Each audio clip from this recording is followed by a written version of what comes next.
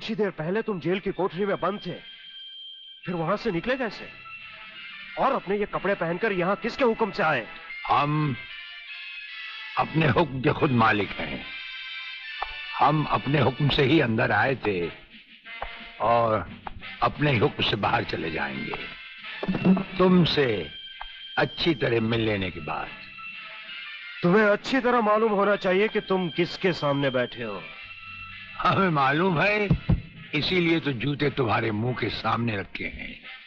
तुम जैसे गद्दारों से हम नहीं, हमारे जूते ही मुंह लगाते हैं। सूर्यदेव सिंह!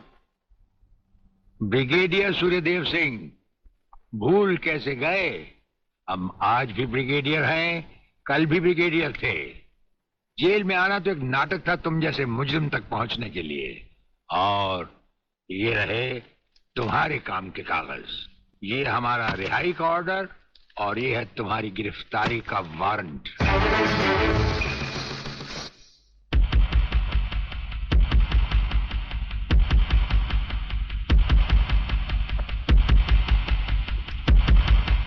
याद करो वो दिन जब तुमने ये वर्दी पहनने से पहले एक कसम खाई थी। याद करो।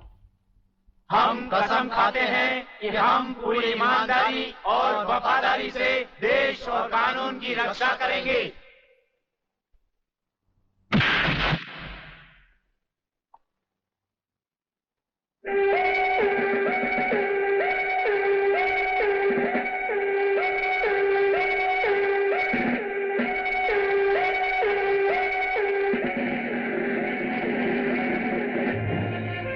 इन नंगों की बारात में ये वर्दी वाला दूल्हा नहीं जाएगा वागले।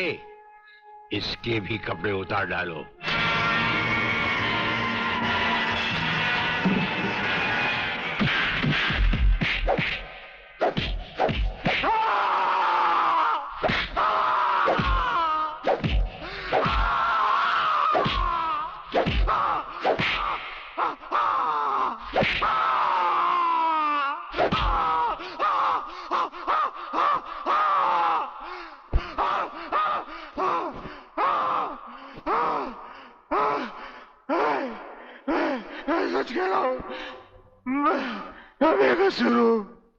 प्रलयनाथ के बारे में मैं कुछ नहीं जानता।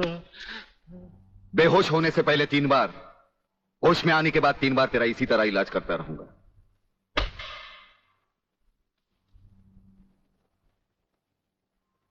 साथियों, तुम लोगों को शायद यह मालूम नहीं, ये प्राइवेट और इमरजेंसी मीटिंग मैंने क्यों बुलवाई। इसलिए कि सूर्यदेव सिंह जेल से छूट चुका है और अब वो खतरा बनकर हम सबके सर पर मंडरा रहा है। मगर 1 साल से पहले वो छूट कैसे गया? उसका जेल जाना एक नाटक था कादर। उसने जेलर और हमारे 4 खूंखार कातिलों को गिरफ्तार करके किसी ऐसी जगह छुपा दिया है कि जिसके बारे में पुलिस डिपार्टमेंट को तो क्या, मुझे भी मालूम नहीं। जीवनलाल, मेरे 4-5 आदमियों को गिरफ्तार करके अगर वो मुझ तक पहुंचने का ख्वाब देख रहा है तो उसका ये ख्वाब मैं कभी भी पूरा नहीं होने दूंगा। अब सूर्यदेव सिंह नाम का बिल फाड़ना ही पड़ेगा। अगर मगर कुछ नहीं चलेगा जीवनलाल। अब 15 अगस्त को ज्यादा दिन नहीं है। जानते हो, सूर्यदेव सिंह हमारे लिए बहुत बड़ा चैलेंज है और बड़े से बड़े चैलेंज के साथ टकराने का प्रलयनाथ को शौक है। तुम तुम्हारी मिनिस्ट्री संभालो, सूर्यदेव सिंह को आज से मैं संभालूंगा।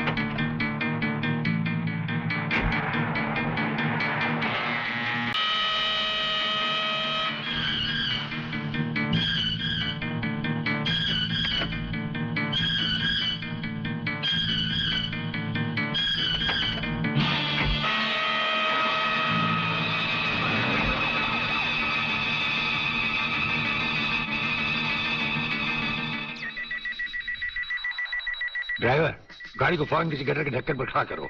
इसमें बम लगाया जा चुका है। Yes sir. बहादुर, काला बटन खींचो।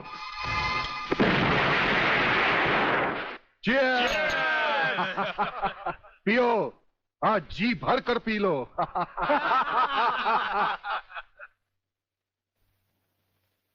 स्वामी जी, ये सुखद समाचार टीवी पर भी तो सुन ले। हाँ, ऑन करो।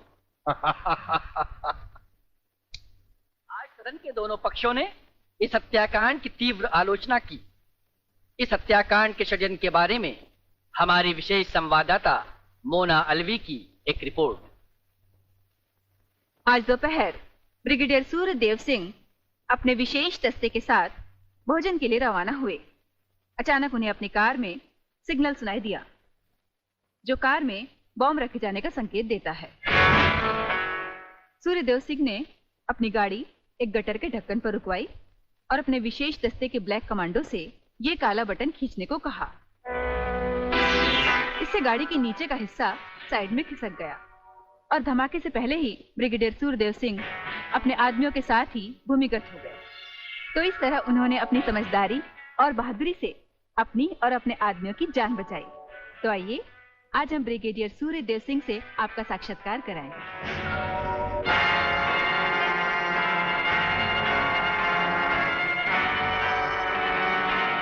ब्रिगेडियर साहब, क्या आप हमें बताएंगे कि इस साजिश में किसका हाथ है? हाँ, हाथ होता तो कभी का काट चुके होते हम। ब्रिगेडियर साहब, आप हमारे दर्शकों को बताएंगे कि इन देशद्रोहियों ने आप पर हमला क्यों किया? जाहिर है कि हमें जीवन दान देने के लिए नहीं, हमारी जबान भी हमारी गोली की तरह दुश्मनों से सीधे बात करती है, टीवी पर नहीं।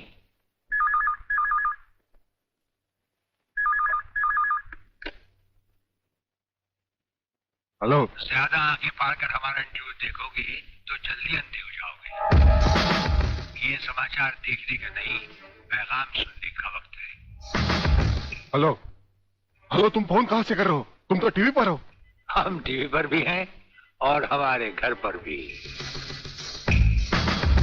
गेंडा स्वामी, ये टाइम बम का खेल हम तब से खेल रहे हैं जब तुम्हारे बाप दादा अपने बालों में खिजाब लगाते थे। याद रखना, तुमने सिर्फ एक टाइम बम फिट किया था जो हमारा बाल भी बैंका ना कर सका, मगर हमने तुम्हारी मौत के लिए इतने बम तैयार कर रखे हैं जो तुम्हें तो क्या, तुम्हारे पालतू कुत्तों को भी बचने का टाइम नहीं देंगे। ब्रिगेडियर साहब, क्या आप उन देशद्रोहियों को कोई पैगाम देना चाहेंगे? पैगाम? हमारा पैगाम तो उन तक पहुंच चुका है। हम आपको यकीन दिलाते हैं कि हमें जिंदा देखकर वो अपनी टीवी तोड़ डालेंगे। अबे साले! किधर जा रहा है?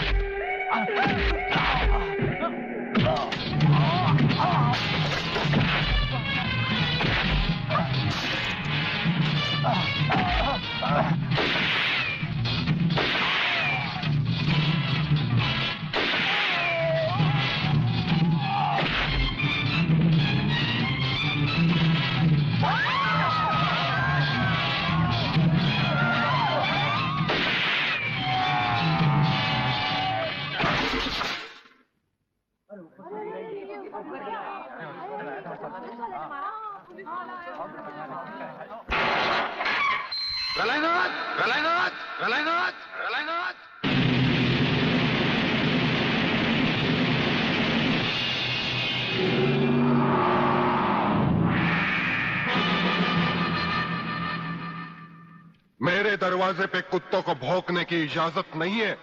ये शेर की दहाड़ है। अगर नहीं सुनी तो आंखें फाड़ कर नीचे देख।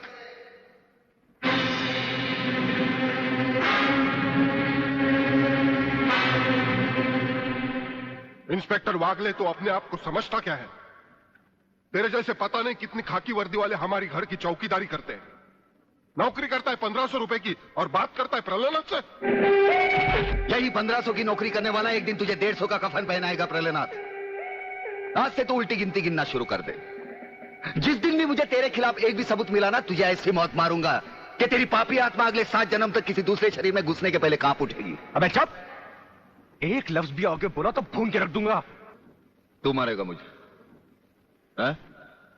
चल चला, अब क्या सोच रहा है? चला गोली। अपनी मां का दूध पिया है तो चला गोली। इस बदन को छूने के लिए शेर का कलेजा चाहिए। तेरे जैसा बुज़दिल और नामर्द मुझ पे क्या गोली चलाएगा? चला।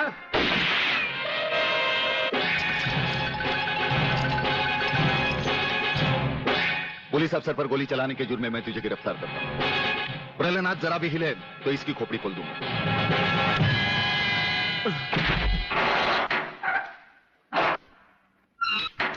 अगले, मेरा बाप तुझे छोड़ेगा नहीं।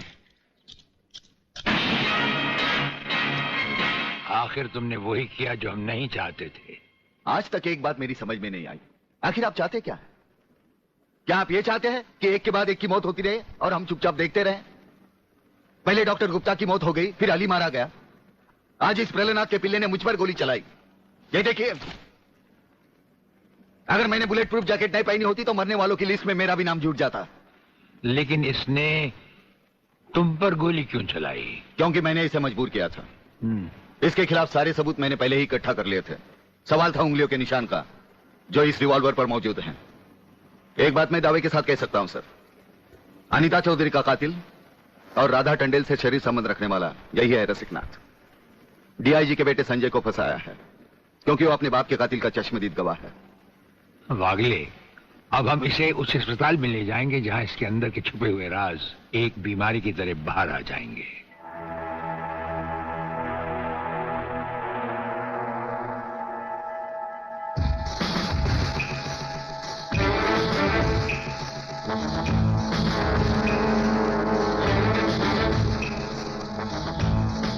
जो दुश्मन यहां बांधा गया, समझो उसकी अर्थी उठ गई।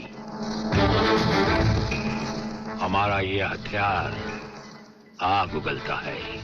जो कुछ हमने पूछा, अगर उसका जवाब तुमने सच सच नहीं दिया तो ये हथियार तुम्हें जला डालेगा।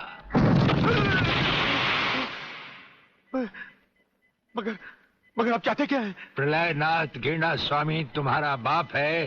हाँ जी, हाँ जी। और अब वही इस देश को खत्म करने की तैयारियां कर रहा है। हाँ जी बिल्कुल। हाँ, मुझे माफ कर दो, मुझे जाने दो। नहीं, मैं बताता हूँ, मैं सब बताता हूँ। मेरे बाप का अगला प्लान क्या है? मुझे छोड़ दो। हाँ, मुझे मेरे बाप से कोई लेना नहीं है, मैं तो उसको जानता भी नहीं हूँ। मेरे बाप का अगला प्लान है कि प्रोफेसर खुराना को किडनैप करने वाला है। फ्रेंड्स, मिसाइल की सबसे इंपॉर्टेंट चीज है ये, इसे मिसाइल फ्यूज कंडक्टर कहते हैं।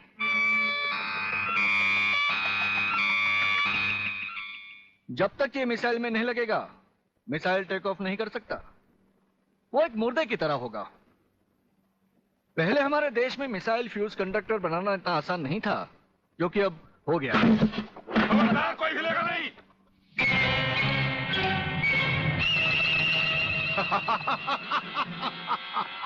कौन हो तुम? सवाल मत करो, सिर्फ काम की बात सुनो। तुम्हें ये फ्यूज कंडक्टर लेके हमारे साथ चलना होगा प्रोफेसर, वरना तुम्हारे सिक्योरिटी गार्ड्स के साथ साथ हिंदुस्तान का ये रिसर्च सेंटर तुम सभी साइंटिस्टों का कब्रिस्तान बन जाएगा।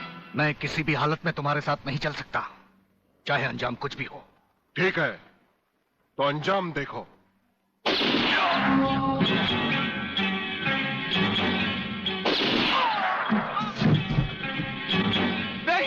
नहीं, ये इस देश के भविष्य है।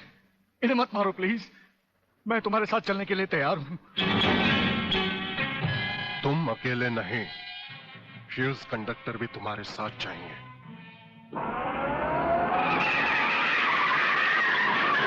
रुको डैडी, रुको।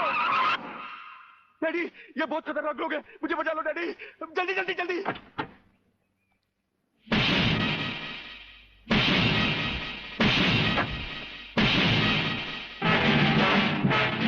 प्रलयनाथ, वो रहा तुम्हारा कबूतर बेटा। और उसके गले में है जला देने वाला बम। उसका रिमोट कंट्रोल हमारे हाथ में है। अगर तुमने एक कदम भी आगे बढ़ाया तो उसे जलाकर राख कर दिया जाएगा।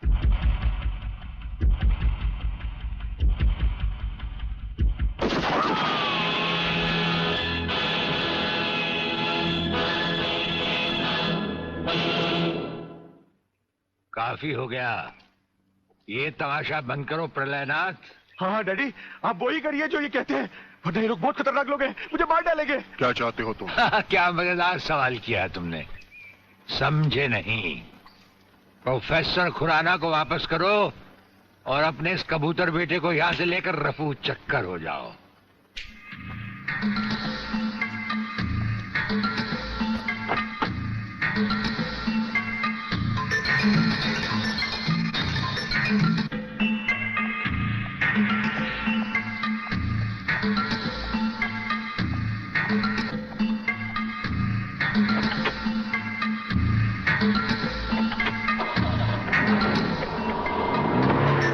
ब्रिगेडियर, वो फ्यूज कंडक्टर आप नहीं जानते? हम सब कुछ जानते हैं प्रोफेसर।